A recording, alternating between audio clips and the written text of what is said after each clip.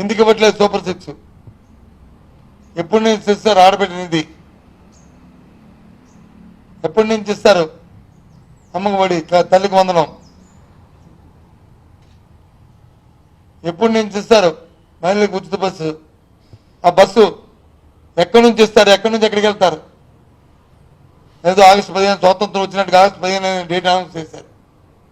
ఏదో మహిళలకు ఉచిత బస్సు ఇస్తే ఆ దినం నాడు ఓకే చేస్తారో చేయరు చూద్దాం, చేయమనే కోరుతున్నాం.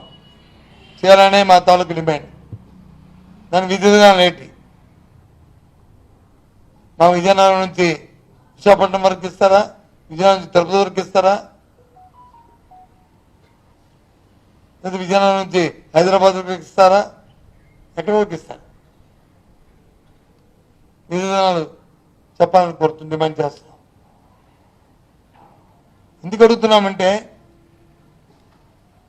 ఒక ప్రతిపక్ష పార్టీగా అది మా బాధ్యత. ఎన్నికలప్పుడు వచ్చి రాజకీయ పార్టీలు వారి వారి విధానాలని ఎన్నికల ప్రణాళికల్లో ప్రకటిస్తాయి. వాటి మీద ప్రయత్నమై వాటి మీద ప్రజలు ఆలోచన చేసి ఆ ఎన్నికల్లో ఆ పార్టీలకు వచ్చి ఎన్నుకోవడం అనేది సాంప్రదాయం ప్రజాస్వామ్యంలో ఒక నానుడి. అవి నెరవేర్చాల్సిన బాధ్యత ఆ రాజకీయ పార్టీలకు ఉన్నాయి. ఆ రకంగానే ఈరోజు సంవత్సర కాలం అయింది ఈ కూటమి ప్రభుత్వం ప్రజలకు ఇచ్చిన వాగ్దానాలని నెరవేర్చకుండా కాలయాపన చేస్తున్న ఈ నేపథ్యం. పైపెచ్చు 2 లక్షల ఒప్పు 2 లక్షల ఒప్పు అంటున్నారు. వాస్తవాలు వచ్చి అసెంబ్లీలో పెట్టారు. 4 నుంచి 5 లక్షలు, 5 లక్షల కోట్లు, 4,80,000 కోట్లు, 70,000 కోట్లు సబ్జెక్టు కరెక్షన్. మళ్ళీ 14 లక్షలు 10 లక్షలు అంటారు.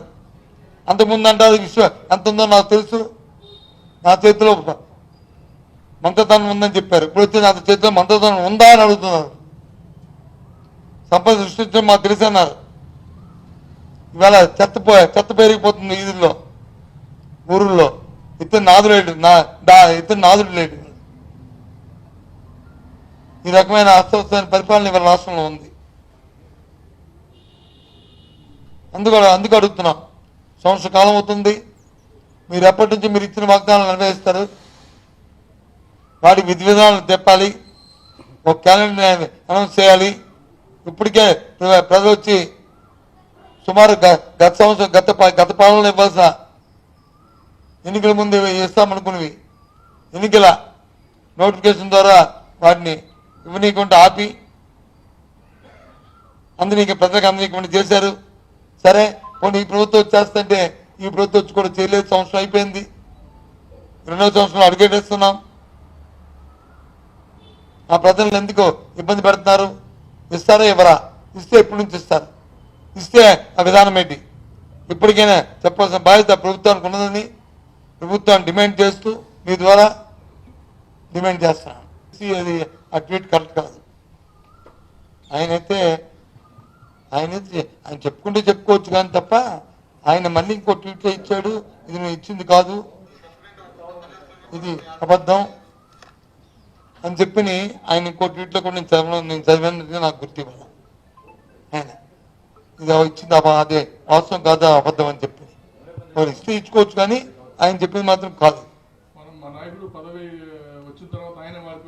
అదే అవన్నీ కూడా ఆయన అన్న మాటలవి. నేను అనలేదని నేను అన్నాను కానీ ఆయన ఇచ్చిన ట్వీట్లో ఇదన్నీ బోగస్ అని ఇచ్చాడు. అది నిజమా ఇది నిజమా నాకు తెలియదు. ఏది నిజమా అనేది మీరు ఒకసారి బేరీజ్ చేసుకుని దాన్ని మాట్లాడాలి. నేను అంతకంటే ఎక్కువ దాని గురించి వెళ్ళను. ఏది వాస్తవం అనేది మీరు తెలుసుకోండి. నేను చూస్తే నిజం అనుకుంటున్నాను. మీరు చూస్తే మీరు నిజం అనుకుంటే ఒకసారి దాన్ని వెరిఫై చేసుకోండి.